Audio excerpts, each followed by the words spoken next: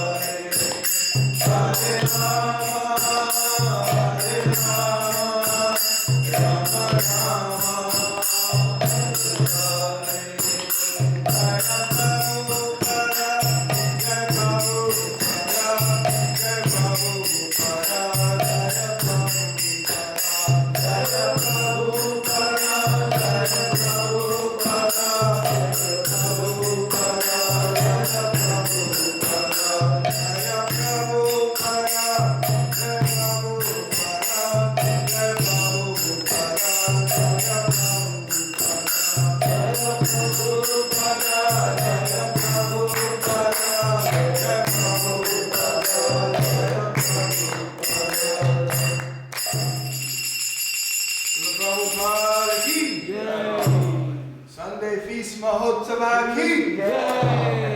The appearance day of Lord Varaha ki Jai. So I'm sure most of you already know about Lord Varaha, but we're going to hear about Lord Varaha today. I just use the word hearing because Srila Bhaktisiddhanta has said that we have two gatekeepers who are not on our side, 1 and 2. They hear things that the senses tell them to hear. That's what they're interested in. So if I say, give me this, get me this, the ears are into it. But we have to give them a holiday today. And we have to take over hearing again. Why? Because it's the only way that one can make any real significant advancement in this Kali Yuga, hearing. And what are we going to hear? Certainly you don't want to hear me talk and sing and do those things, because anything I would say is useless. So what are we going to hear? We're going to hear something transcendental. That word is thrown around a lot, but very few actually understand what it means, transcendental. We're going to hear a transcendental sound vibration, and that comes from beyond. Has nothing to do with mundane speech, mundane topics, or anything in this material world. So there is one shloka which I'm going to try to read here, the Sanskrit, just to invoke the auspiciousness from hearing. Nitya Bhagavata Sarvasastre Gaya Iha na bujiye vidhaya tapa patisthaya Bhagavata buji heno yara ache jnana Sena jane kabu bhagavatera paramana. And the translation. According to all the revealed scriptures, the Srimad Bhagavatam is inconceivable, beyond mundane understanding. Its meaning cannot be understood either by scholarship or penance. One who is not a devotee of Krishna, no matter how great a scholar he may be, will never understand Srimad Bhagavatam. And this is from the Chaitanya Bhagavat, or Madhya Lila, which was written by Srila Vrindavan Das Thakur. So the qualifications again, one simple thing, hearing. There's no other prerequisite. Like when you go to study something, quite often there's prerequisites before you can even get into the course of what you want to study. But to hear transcendental knowledge, there's no prerequisites. Simply have to hear attentively. So that's what knowledge from the Srimad Bhagavatam is capable of doing. It will purify us simply if we give oral reciprocation. So, as I said, the topic is Lord Varaha. And we're going to be reading from the 3rd canto of Srimad Bhagavatam, starting at the 13th chapter, text 17. But before that, there's another important verse we want to hear. Vasudeva Sankarshana Pradyumno Nirudoham Masya Kurmo Varaha Nrsimho Vamana Ramo Ramo Rama Krishna Bada Kalkir Aham Iti. Translation. The Supreme Lord said, I am Krishna. I appear as Vasudeva, Sankarshan, Pradyumna, and Aniruddha. I also appear as Baladeva, Matsya, Kurma, Varaha, Nrsimha, Vamana, Rama, and Parashuram. I also appear as Buddha and Kalki. So Krishna himself is giving us key understanding that he has a multifaceted type of appearance, different appearances. And they are all simply to please him and his pastimes. And of course, doing that, he also pleases the devotees. The devotees like to hear about Krishna. They like to associate with Krishna. They like to think about Krishna. They like to worship Krishna. They like to talk about Krishna. Everything is Krishna, Krishna, Krishna. In the material world, such a mentality often leads one to say that one might have some mental discrepancies.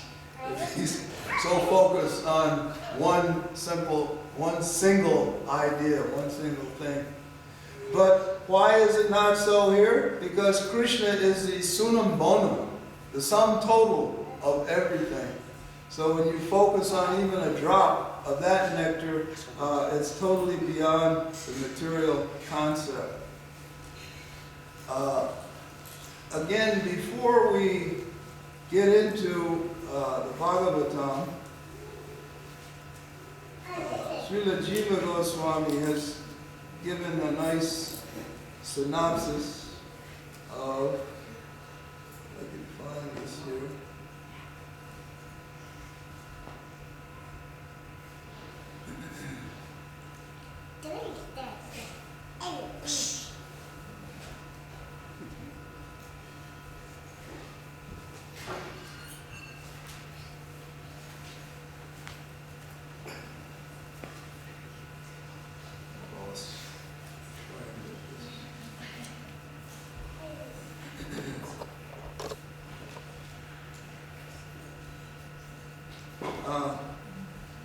The Shrutis, the personified Vedas, are speaking. My dear boy, this knowledge cannot be obtained by mental speculation. It can be properly understood only when an especially qualified person speaks it to one who has good intelligence. And enveloped in a fog, they are persons prone to useless talk. The sense of the word jalpa in this Shruti text is speculators engaged in useless talk. Thus the Varaha Purana says, in any circumstance, one may use logical inference separately from scripture, but that just means that such inference lacks the needy potency for discovering the truth. What is Jiva Goswami talking about here? Anyone have a clue? Because he's quoting actually the Varaha Purana. So there's a Purana dedicated to understanding Lord Varaha. Of course, we don't have complete access to that in this Kali Yuga, but still, through the mercy of Jiva Goswami and his Sat Sandarbha, this exploration of what is the absolute truth and how do you get it. He's giving us the information we need. So he's saying here that logical inference, we use this every day. It keeps us going. It makes us think we are who we are, but we're not that through logical inference. Because people tend to say, I know what I'm talking about. I know what I'm doing. I know this and I know that. That's using our material intelligence, material logic. But here he's saying you can't get to the absolute truth just using that. And what do we rely on? Sabda, the transcendental Sabda Brahman, transcendental sound vibration coming from realized sages. Otherwise, anyone can say, I have this degree, that degree, and I'm giving this. But foreseeing that this would be the problem, especially in human civilizations, Krishna gives everything we need. It's not that some, 5,500 and so many years ago, Srila Veda Vyasadeva sat down and for the first time composed Srimad Bhagavatam. That's not the true picture.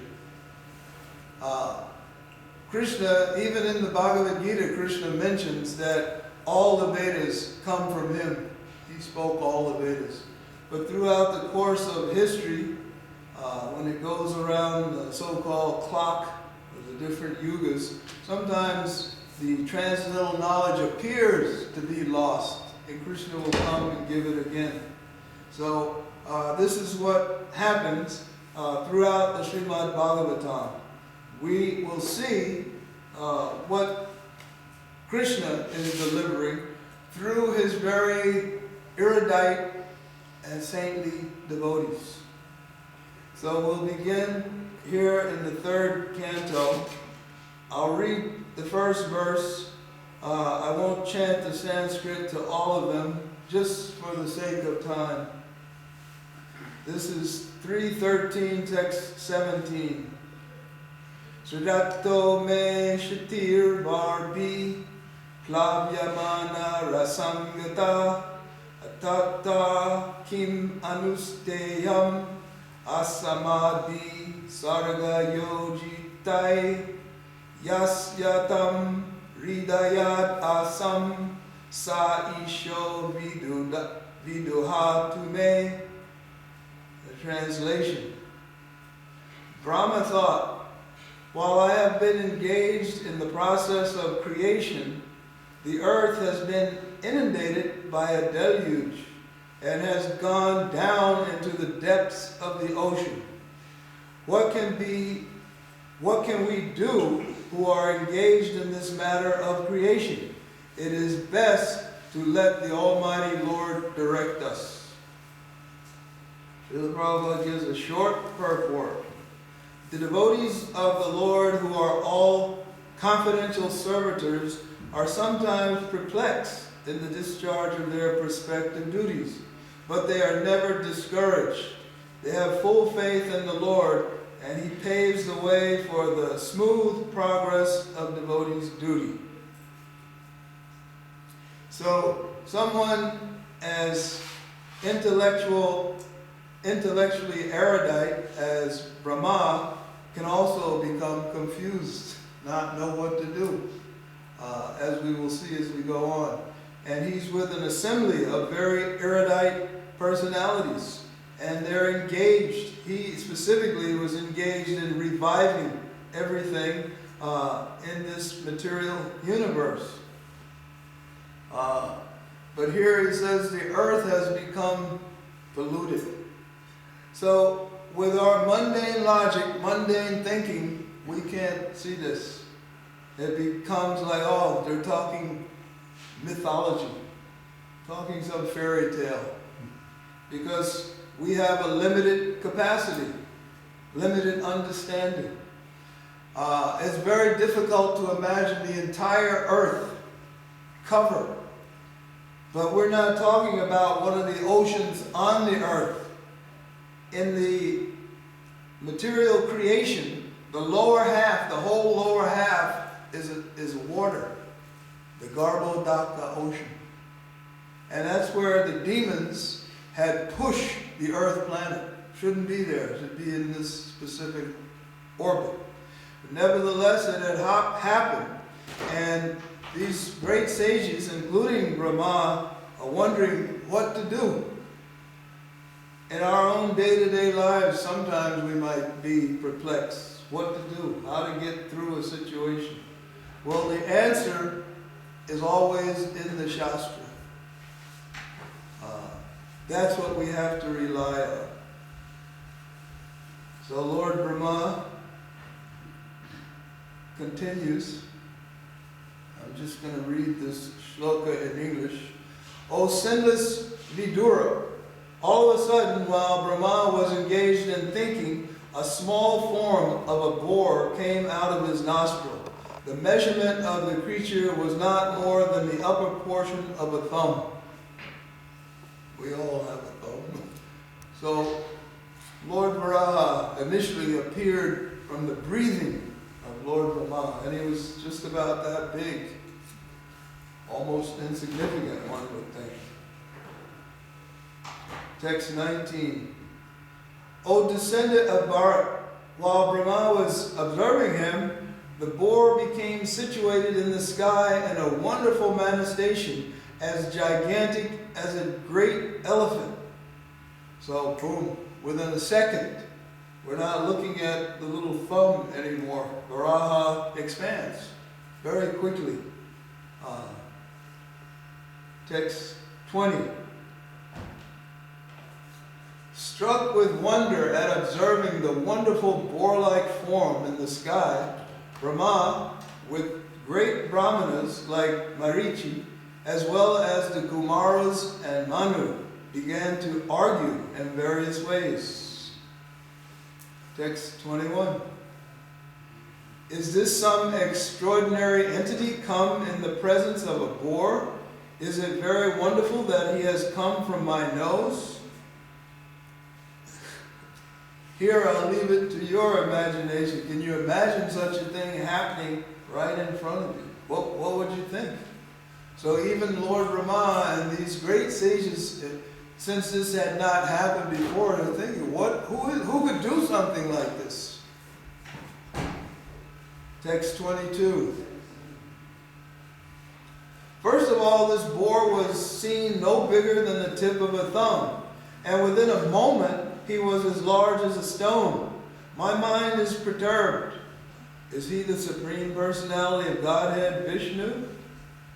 And Srila Prabhupada comments here, since Brahma is the supermost person in the universe, and he had never before experienced such a form, he could guess that the wonderful appearance of the boar was an incarnation of Vishnu. The uncommon features symptomatic of the incarnation of Godhead can bewilder even the mind of Brahma. So, we see the potency of Krishna. He can bewilder anyone in this material world. He can bewilder, if he so pleases, anyone in the spiritual world. His Shaktis are unlimited. Though there are three main categories we refer to here on this plane, but still they are unlimited, these potencies that Krishna has. So they had never seen such an amazing form. And for us, it's easy to equate it with some kind of story. We can't imagine. We've all seen a boar or maybe even a big hog. But to see them engaged in some activity outside of what hogs and boars do, we haven't seen it. Or maybe somebody, has anyone here seen it? Seen such activity? We haven't seen such activity. So there's a tendency in the material world to dismiss such a notion. I haven't experienced that. Come on, it's just a big story. And something expanding that quick, I have no knowledge of it. We don't see that happening every day. Text 23. While Brahma was deliberating with his sons, the Supreme Personality of Godhead, Vishnu, roared tremendously like a great mountain. Purport. It appears that great hills and mountains also have their roaring power because they are also living entities. The volume of the sound vibrated is in proportion to the size of the material body. While Brahma was guessing about the appearance of the Lord's incarnation as a boar, the Lord confirmed Brahma's contemplation by roaring with his gorgeous voice. So Brahma, because of his great spiritual potency, he had a clue that there's nothing else going on here. No one outside of me can control things except Lord Vishnu. So this must be some form of Vishnu appearing. And the other important thing we hear, again, is this sound. Who could imagine that certain mountains actually can make sounds? They can vibrate certain things. In the Kali Yuga, because we're so greatly degraded, we don't have access to most of these things on a regular basis. But nevertheless, they are there. So Lord Varaha made a tumultuous sound like a roar. We've heard a lion roar, we've heard an elephant, their sound, they can trumpet. Other elephants can hear it as far as like 5-6 miles away. They can hear this trumpet sound. They have much keener hearing than we do. So our hearing is limited. All of our senses are limited. The seeing, hearing, smelling, tasting, touch, all limited. If I tell Prabhu here to touch this mridanga and tell me what this feels like, don't move, just touch it. You can't do it. You have to come over and touch it and see. We're limited. Or if I say what's happening in Piedmont Park, how many people are out in the park right now in front of us? Can anyone see them? We don't know. Might be one, nobody, 50. We don't know. Because we can only see limitedly. And certainly we can only hear limitedly. Srila Prabhupada has mentioned in other places in the Bhagavatam how much we rely on sight. Prove to me that there's God. Let me see. What can your eyes see? You can't even see, I hate to mention it, but you can't even see the COVID bacteria. Can anyone see it right now? And say, oh, there goes a little COVID. You can't see it. But obviously we know something is there that causes difficulties for many people. So simply because we can't see it does not mean it's something that's not valid. Text 24. The omnipotent Supreme Personality Godhead enlivened Brahma and the other highly elevated Brahmanas by again roaring with his uncommon voice, which echoed in all directions. So the only thing we have even close, if we hear some like dynamite going off, you can hear it for a few blocks away. You might hear an echo. Or if there's a tremendous earthquake, you can actually hear and feel this kind of vibration. But here, this came simply from the voice of Lord Varaha. Purport. Brahma and other enlightened Brahmanas who know the Supreme Personality of Godhead are enlivened by the appearance of the Lord in any of his multi-incarnations. The appearance of the wonderful and gigantic incarnation of Vishnu as the mountain-like boar did not fill them with any kind of fear, although the Lord's resounding voice was tumultuous and echoed horribly in all directions as an open threat to all demons who might challenge his omnipotency. So the devotees weren't really upset by this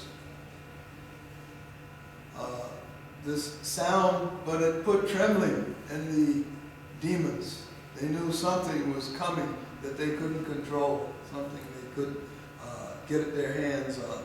But the devotees could see this was auspicious sound. Just like on the battlefield of Kurukshetra, when Arjuna and Krishna blew their respective conch shells, all the soldiers there were enlivened. This was a very wonderful, amazing sound.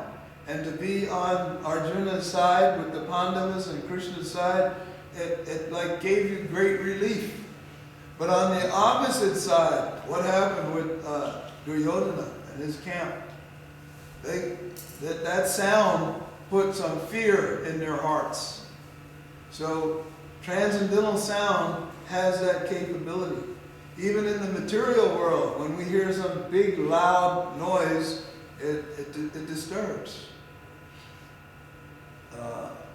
Sometimes you hear these gigantic speakers. I don't know why anyone would want to do this, but they have a speaker this large in the back of a car. And they ride around vibrating this deep bass. As Srila Prabhupada has explained, this kind of deep sound is in the mode of ignorance, tamo guna. But they're enjoying this deep sound, and quite disturbing to others. Something as simple as going to fill up your gas tank, you might encounter some of this deep sound, depending on where you are. Today there seems to be less of it than prior time period. But anyway, this sound vibration can be positive or negative. If you hear somebody singing a nice, sweet lullaby, it's peaceful, even in the material world. But if you hear some heavy metal rock, you might think you're enjoying it, but what's actually happening is just negative vibrations. Everything in this material world vibrates on a certain level. So the more negative vibrations you get, the more negative activity you're going to be engaged in.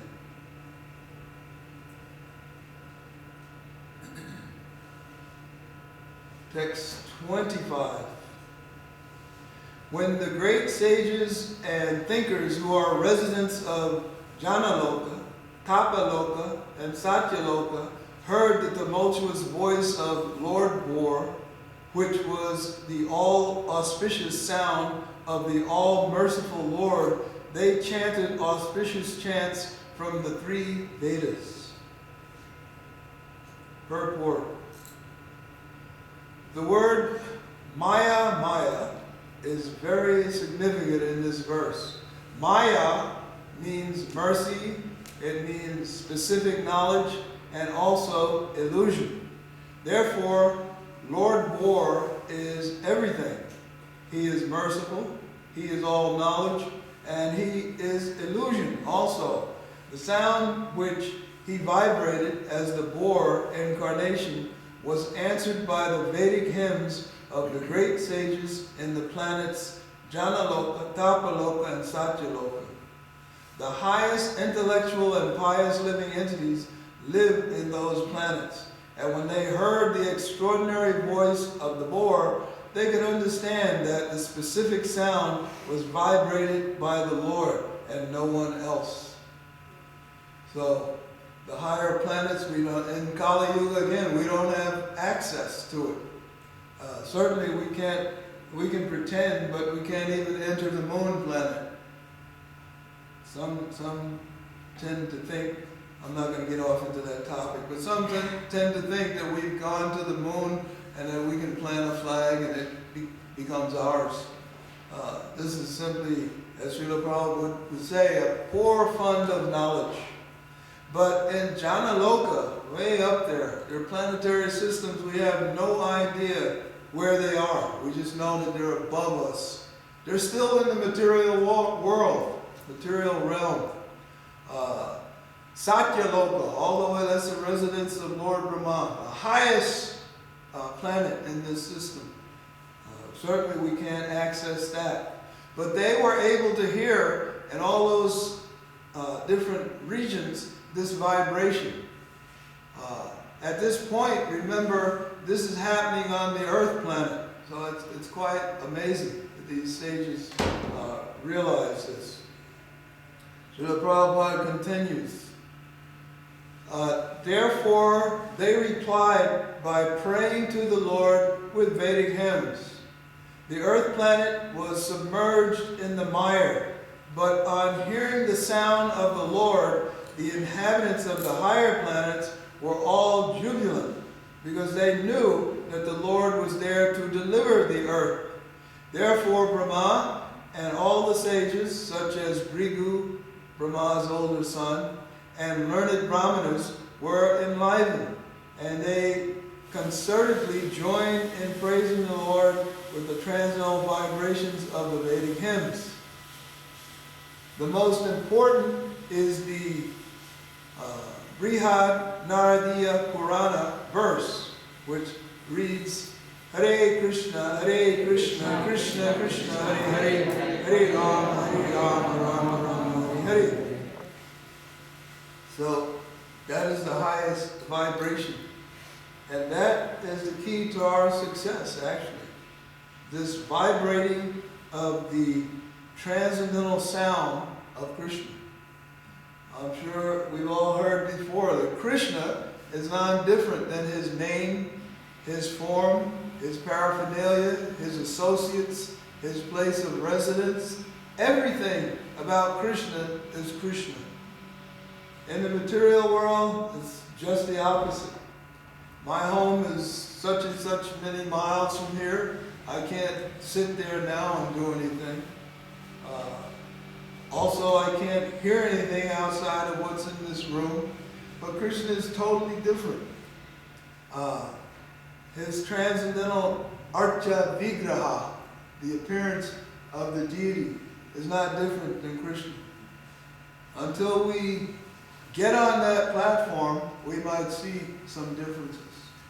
You might think Krishna's some statue there just standing, and once you go out of the door, you can do whatever you want, light up the cigarettes, and, have the drink from the bottle or whatever. No, Krishna sees everything. But in Krishna's direct case, Krishna's only enjoying. This is why one reason all the vigrahas of Krishna show him vibrating his flute. Srila Bhaktisiddhanta says Krishna is always on the fifth note of the scale. In the material world, in our world, the fifth note is G. Any musicians here that know this scale? Anyway, because from G, you're kind of like in the middle, and you can go up or down, and there's almost, even in the material world, unlimited varieties of what can be. So Krishna is noted for playing that flute in such a manner that it attracts everyone. Again, we have to rely on sound vibration and our tiny imagination to appreciate that. He can play the flute. We would need a 90-piece orchestra to create some glorious type of music. And still, it's limited. Krishna can create unlimited orchestral performances simply by vibrating one note on his flute. So we can't imagine such a thing happening. And Srila Bhaktisiddhanta explains this, the reason behind this, because of the way we started, these two gatekeepers. Krishna is always playing that fifth note, but even sitting here, I don't hear it. Because our gatekeepers have been contaminated birth after birth. We've been hearing so much stuff. So we can't hear that vibration. Once we are really purified, completely purified, we will hear that vibration of Krishna's flute. Text 26. Playing like an elephant, he entered into the water after roaring again in reply to the Vedic prayers by the great devotees. The Lord is the object of the Vedic prayers, and thus he understood that the devotees' prayers were meant for him. Purport. The form of the Lord in any shape is always transcendental and full of knowledge and mercy. The Lord is the destroyer of all material contamination because his form is personified Vedic knowledge.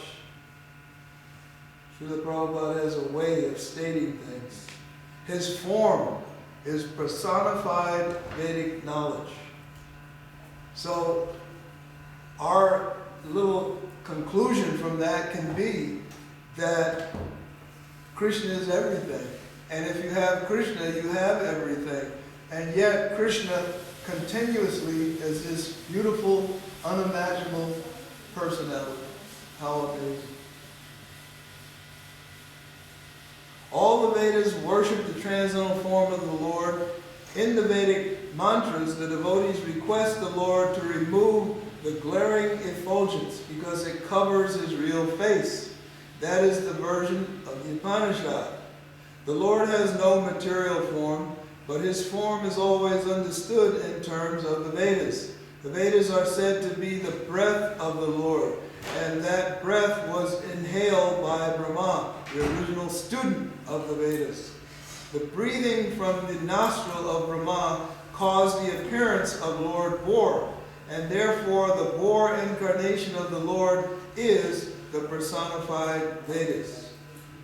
The glorification of the incarnation by the sages of the higher planets consisted of factual Vedic hymns. Whenever there is glorification of the Lord, it is to be understood that Vedic mantras are being rightly vibrated.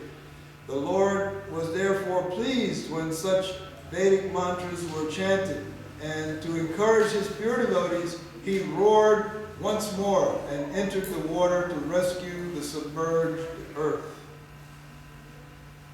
So this is transcendental sound vibration. The Lord and his devotees reciprocate. Immediately, these great sages began chanting very lofty and important shlokas in praise of Krishna and explaining his pastimes, because they knew, as Srila Prabhupada states here, Lord Bor is no different than Krishna. Our concept is limited. If you think of an ordinary boar, you're thinking that's kind of an ugly creature. But not so with Krishna. Krishna is most beautiful in any pastime that he manifests, and most attractive.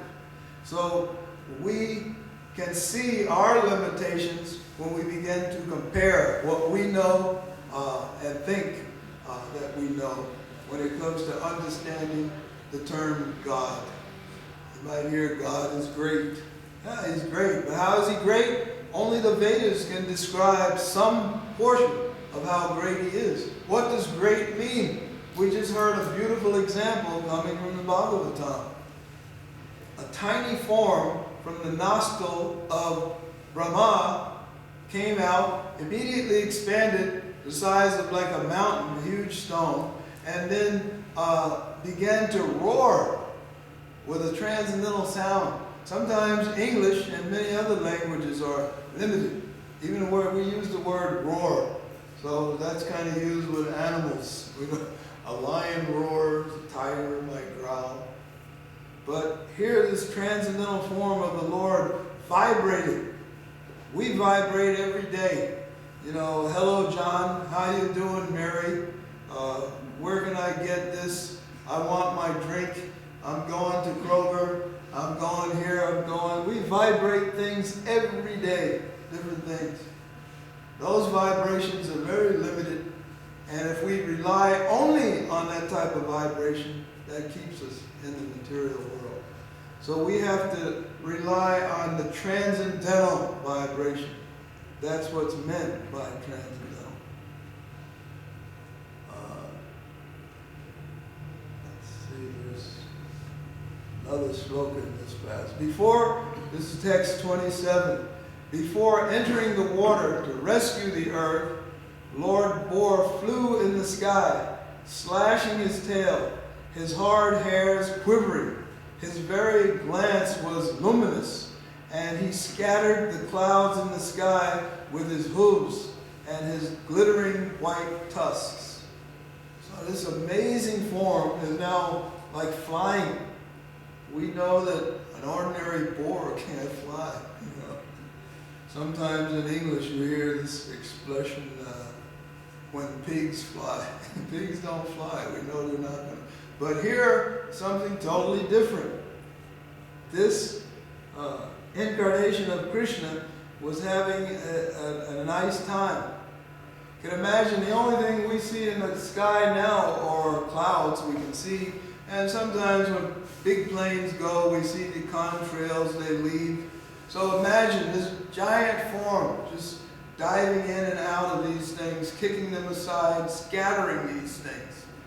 This is Lord Bor. Purport. When the Lord is offered prayers by his devotees, his transcendental activities are described. Here are some of the transcendental features of Lord Bor. As the residents of the upper three planetary systems offered their prayers to the Lord, it is understood that his body expanded throughout the sky, beginning from the topmost planet, Brahmaloka or Satyaloka. It is stated that in the Brahma Samhita that his eyes are the sun and the moon.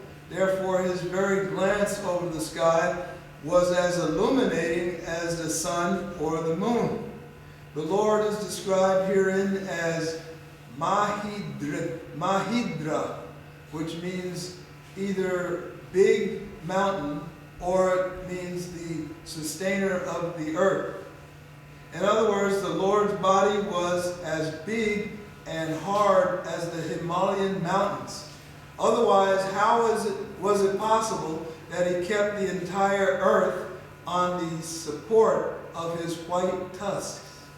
The poet Jayadev, a great devotee of the Lord, has sung of the incident in his prayers for the incarnation. Vasati dasana sikare dararata valagna shashini kalakam kalevani magna keshavadrika sukararupa jaya jagadisha hare. Translation: all glories to Lord Keshava, Krishna, who appeared as the boar. The earth was held between his tusks, which appeared like the stars on the moon. So it gives us some reference point. At least he was big. They could see him in all the three upper planetary systems. You got to be big. What can we see here? We can kind of look out and see the sun. We can't even look directly at that. And at night we might be fortunate to see a full moon, very beautiful. We can see it. It's far up in the sky. But compared to ourselves, we might as well be like mosquitoes in the universal aspect of things. Real tiny. If a mosquito was down here looking up at me, I would be like a giant. And I could feel powerful. I'll crush you, mosquito. But in this case, Lord Varaha manifested an unmeasurable form. And he's in and out of the clouds. And he could be seen in Brahmaloka all the way down three upper planetary systems, performing this pastime. Text 28. He was personally the Supreme Lord Vishnu and was therefore transcendental. Yet because he had the body of a hog, he searched after the earth by smell. His tusks were fearful, and he glanced over the devotee brahmanas, engaged in offering prayers. Thus he entered the water. So through the mercy of Srila Veda Vyasadeva, we're getting a picture. Just like he's presenting, like we get a movie on the TV, or we get to see what's happening through the sage's eyes. Lord Varaha was totally transcendental. Even though he had the form of what we call a hog, it was totally different. And he began to search at the earth. Remember we said the earth was in this nasty place, this deluge, this material water. And so exhibiting one of the activities that we see hogs, pigs do, they sniff, they have these snouts. They can smell very well, smell things. And so Lord Varaha began looking for the earth this way to pick it up. Purport: we should always remember that although the body of a hog is material, the hog form of the Lord was not materially contaminated. It is not possible for an earthly hog to assume a gigantic form spreading throughout the sky, beginning from the Satyaloka. His body is always transcendental in all circumstances. Therefore, the assumption of the form of a boar is only his pastime. His body is all Vedas, or transcendental. But since he had assumed the form of a boar, he began to search out the earth by smelling, just like a hog. The Lord can perfectly play the part of any living entity. The gigantic feature of the boar was certainly very fearful for all non-devotees. But to the pure devotees of the Lord, he was not at all fearful. On the contrary, he was so pleasingly glancing upon his devotees, that all of them felt transcendental happiness. So just like in another pastime of the Lord we're familiar with, when Lord Nrsingadev appeared, another form never been seen by anyone. A man's body with a lion's upper part, half man, half lion. And the demons were very fearful. What such a huge form, and making such a tremendous roar, just like a lion, but a transcendental vibration. So the demons run in fear when they hear such a thing. But the devotees are pacified. Diving into the water like a giant mountain, Lord Bor divided the middle of the ocean, and the two high waves appeared as the arms of the ocean, which cried loudly as if praying to the Lord, O Lord of all sacrifices, please do not cut me in two. Kindly give me protection. So Srila Prabhupada says of this, even the great ocean was perturbed by the falling of the mountain-like body of the transcendental Bor, and it appeared to be frightened, as if death was imminent. Again, no ordinary circumstance. The Lord Varaha entered that ocean with such force that it just split. You can experiment. You can get a big pan of water, and if you hit it hard enough, you can see it'll go to each side, and it kind of opens up the middle. So Lord Varaha put fear even in the ocean personified. Text 30. Lord Bor penetrated the water with his hooves, which were like sharp arrows, and found the limits of the ocean, although it was unlimited.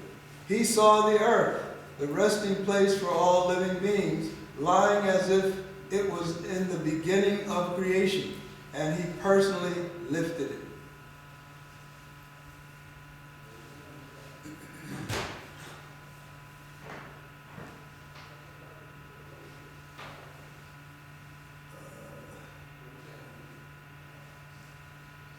One more verse in this pastime and I'll have to stop.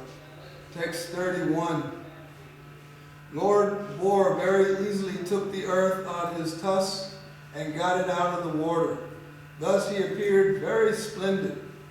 Then, his anger glowing like the Sudarshan wheel, he immediately killed the demon Hiranyaksha, although he tried to fight with the Lord. Purport, according to Srila Jiva Goswami, the Vedic literature describes the incarnation of Lord Varaha, the Bor, in two different devastations, namely the Chakshusha devastation and the Swayambhuva devastation. This particular appearance of the Bor incarnation actually took place in the Swayambhuva devastation, when all the planets other than the higher ones, Jana, Mahar, and Satya, merge into the water of devastation. This particular incarnation of the Bor was seen by the inhabitants of the planets mentioned above. Srila Vishwanath Chakravarti suggests that the sage Maitreya amalgamated both the Bor incarnations in different devastations and summarized them in his description to Vidura. So we will have to stop at this point, though the pastimes continue. There's also brief description in the first canto of Srimad Bhagavatam, and again in the second canto there's description brief of Lord Varaha. But here we see Srila Prabhupada explains that there are two ages in which Varaha appears, the Chakshusha, when everything is devastated, and then the Swayambhuva devastation, when only the upper planetary systems are active. So this amazing pastime, simply by lending ear, purifies us. and actually brings us to the Transcendental platform. Again, the importance of the sound vibration of the Vedas, because the Vedas are not material, they emanate from Krishna. They're no different than Krishna. That is the only way that we can actually become purified. Why would we want to become purified? Very simple. Janma, Mrityu, Jara, Vyadi. We want to stop the big circle. Birth, death, old age, and disease. One lifetime I'm a wealthy aristocrat. Next lifetime I'm out on the Ponce de Leon looking for my next meal. Next body I might be a dog. Next body I might even make it to the moon planet. But very pious. But as Srila Veda Vyasadeva stated in the very first shloka, his aim in giving the Bhagavatam was not religious. Because you can become very religious and you can achieve these higher places. You can go to the moon planet. You can go to even Janaloka, where these great stages of life, but still they come to an end. That's the difficulty. You might be up there and again, if you're not performing properly, again. So we take advantage of hearing from the authority. Any questions?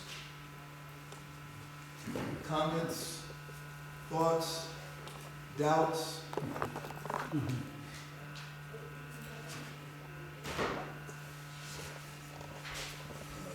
Where is it? Because there might be some hidden doubts that someone is thinking, well, he's just saying these things, he's challenging because he knows no one is. No, that's not it at all.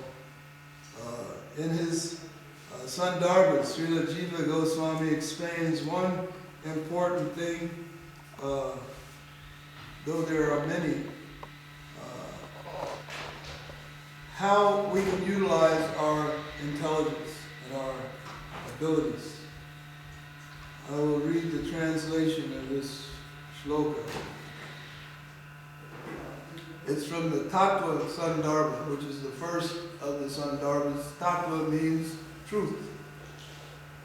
He says, if one carefully examines the 10 kinds of evidence, namely pratyaksha, anamana, arya, upamana, apartapati, abhava, sambhava, atiya, and chesta, one will find that all of them are contaminated with the 4 defects of material life.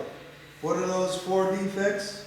Cheating, imperfect senses, illusion, and mistakes. We all have it. No one is immune.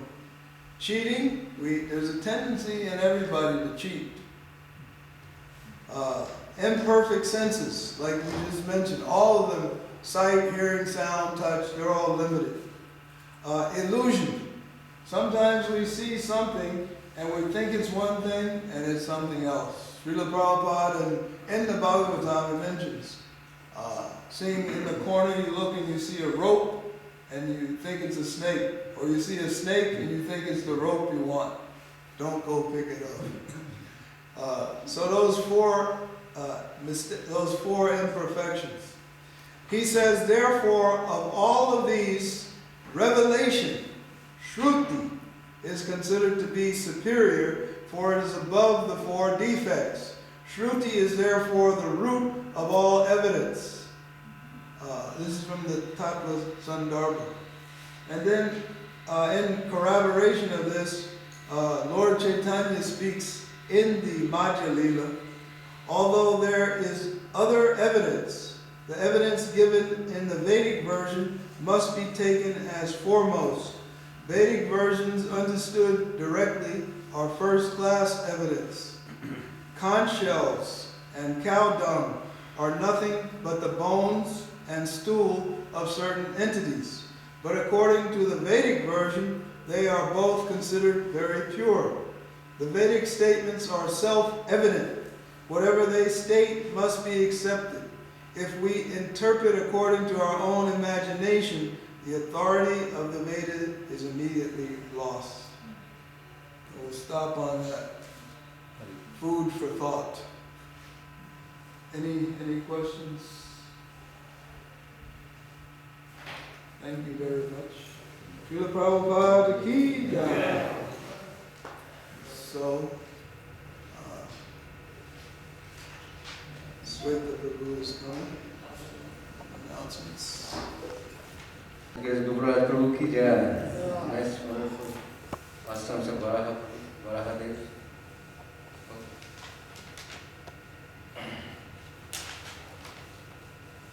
So we have a Sunday fish sponsor, and today's Sunday fish sponsored by Jaidev Majumdar and family, Rachel Majumdar, Jai Majumdar and Naveen Majumdar. They are not here because they live very far. So they told, actually they do every year anniversary for their father. So they just came yesterday and they gave us the donation so we can have prasadam for everyone. So, do you do anything? Nobody goes.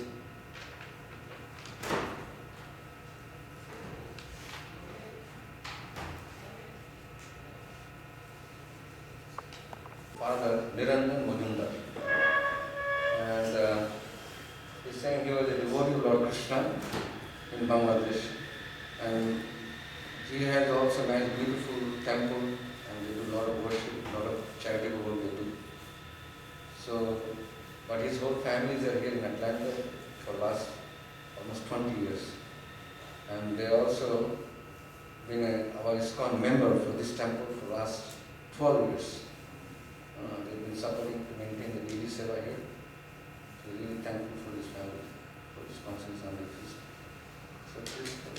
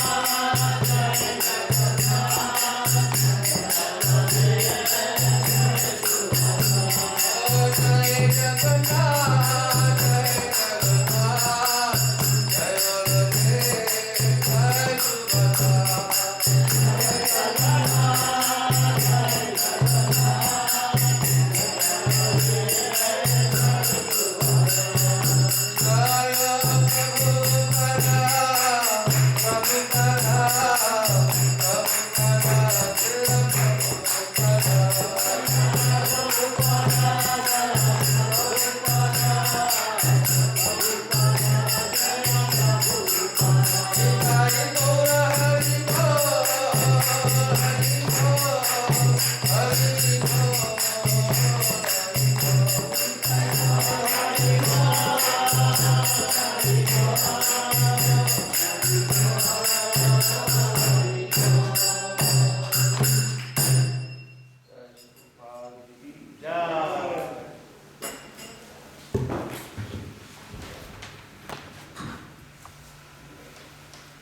Krishna. So we just like to raise our hand and pray for this wonderful family who have sponsored the Sunday feast. His name is Jaidev Majumdar, and he has sponsored a feast for his father's anniversary. His name is Niranjan Majumdar. So let us pray for his father. Hare Krishna, Hare Krishna, Krishna Krishna, Hare Hare, Hare Rama, Hare Rama, Rama Rama, Hare Hare. So they are asking that we should just pray for his father. We can pray to the holy name. So tomorrow is Nityananda Prabhu's appearance day. Jai Lord Nityananda Prabhu ki Jai. Jai Nityananda Ram Balaram ki Jai. Jai Sri Chaitanya Mahaprabhu ki Jai. So let me see. Let's see how many people are coming tomorrow. 6 o'clock. 1, 2, 3, 4. अपने husband ना कल के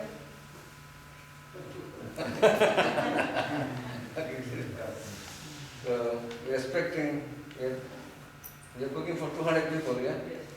We're cooking for 200 people. So please all of you come and enjoy the kirtan, abhishek, prasadam. So we'll have kirtan and abhishek for the pujarit at 6 p.m. And then at 7:30, we'll have bhoga offering and class. And then we'll have arati and prasad. So prasad will be practical for 8 o'clock or 20 and so because tomorrow, the next morning, everybody has to go back to work, so we cannot have too late program. So finish by 8:30, 9 o'clock. If it is too cold, they will serve the prasadam in their boxes, and you can take it in your place and eat. And if it is weather is very sweet, nice, then we'll serve prasadam on site, and everybody can enjoy prasadam. And still our temple management is requesting that we should have, because tomorrow there will be a lot of people will be coming, so we're expecting that everybody should have mask on, because the temple hall is very small. If you get 100 people, you get really packed. So that's it for our safety. So we're requesting that there's no other mandate, but this is only we're requesting. And the temple is now fully open. You can come anytime. Mangala is also open. And morning group puja classes are also open. You can come. And generally from 10 to 1 p.m. there is a devotee always sitting here. And if you don't have money, they'll help you, and also you can get prasadam. And also books are available. And also in the evening from 4 to 7:30 are open. So you can also have prasadam and also books, etc. etc. And if you want to do any seva for Nityananda Prabhu, you can come and see me, or you can see Vedas Prabhu. So we have option for Nityananda Prabhus, because we are trying to do this flower abhishek. In Mayapur this year, or the year before, they had a Nityananda festival. They did a very beautiful pushpa abhishek. So some devotees, they saw that online, and they encouraged that we also do similar like that. We can't be exact like that, because they have big devotees. So we try to do that. At the same time, because of Valentine Day, what is this? Valentine? Yeah, Valentine. So that's why all the flower price gone up really. So we got some donation, but if somebody wants to give a little more donation, we can get some more flowers, and we'll have a very beautiful flower abhishek. That's all. And the temple is painted. And from Wednesday also we'll be painting outside the temple. The whole temple outside will be painted. And that's all we're going to update you. And then there are more festivals. Purnima is also coming. There are more festivals, and you can enjoy the festival. Hopefully everything by Krishna's grace, everything goes right. And the temple will open, the sannyasis will come, we'll have class, you can get to, in person, you can hear from the sannyasis for almost 4 years. Almost 2 years we are not hearing from the sannyasis in the temple, from the classes. So hopefully we'll be able to, sannyasis will come and give lectures. And there are so many sannyasis, they are all giving lectures online. And they are not, personal, they are not coming and giving lectures. But still, online relations is one thing, but personal association is more important also. And it's also good for advancing our spiritual life. So hopefully by grace of Krishna, hopefully things will be alright. And sannyasis will come here and give lectures and we will be here. So, Nityananda Prabhu is, who is he? He is the Balaram, yes? The first incarnation of Krishna is Balaram. And from Balaram comes whom? All this Sankarshan, Mahashankarshan. And from the Mahashankarshan comes Pradyumna, Aniruddha and Sankarshan. These three, and from these four comes three Vishnus, Mahavishnu, Karanadaksha Vishnu and Garvadaksha Vishnu. Okay. And from these three Vishnus, all the Mahatattvas, the creations, the universes are created, these things are, and the maintenance are going on. So you can see the position of Balaram, and the same Balaram has come in the age of Kali Yuga, just 500 years ago. It's not much, 500 is nothing, it's not too far away, just recently was here, the same Balaram, to teach us how to love Krishna. He was attacked by Jagai and Madhai. And what did he say? He said, you hit me with the kolsirkana, means you broken pot, mud pot. You hit me on my forehead, but nonetheless, I will give you the love of Krishna. You can kill me, you can beat me, but still I will not object you to get Krishna prema. So you please chant Hare Krishna. That was his message to this Jagai and Madhai. But they were very adamant and very sinful, so they could not take that instruction until they saw the Sudarshan Chakra of Lord Chaitanya Mahaprabhu. Then they surrendered. So you can see Nityananda Prabhu, how merciful is it. So he said, if you want Radha Krishna in Goloka Vrindavan, that is the only lotus feet of Nityananda you have to take shelter. Nitai Pada Kamala Koti Chandra Sushtala Je Chhayai Jagata Jurai. If you really, the lotus feet of Nityananda Prabhu, if you really analyze, if you really study, you see this very soothing, very pleasing, the lotus feet of Nityananda Prabhu. So this is his birthday. It says that in the birthday, if you pray, or if you have created some offenses, it's forgiven by the personality. So this is the best day to pray for him, pour for ourselves so that we can get love of Krishna. Because that is the very difficult to achieve in this material world. Srila Krishnadas Kaviraj Goswami in Chaitanya Charitamrita, he talks so much about Nityananda Prabhu. There are this Panchatattva, you see the small picture, Panchatattva. So there is Chaitanya, Nityananda, Gadadhar, Advaita and Srivas. So this Panchatattva, out of this Panchatattva, the Nityananda Prabhu and Advaita Prabhu, they are in the platform of Vishnu Tattva. But still, they took very humble position as a servant of Chaitanya Mahaprabhu, and whole life Nityananda Prabhu served Chaitanya Mahaprabhu's instruction. And what was the instruction of Chaitanya Mahaprabhu? The Prati Ghare Ghare Diya Karoi Dhikka Bolo Krishna Bhajo Krishna Karo Krishna. And this instruction Nityananda Prabhu took for his whole life. And in Nityananda Prabhu, he established so many Nahat Sanghas. In Gautama he started, and he went to different villages of Bengal, and he almost established 500 Sanghas of Nahat Sanghas.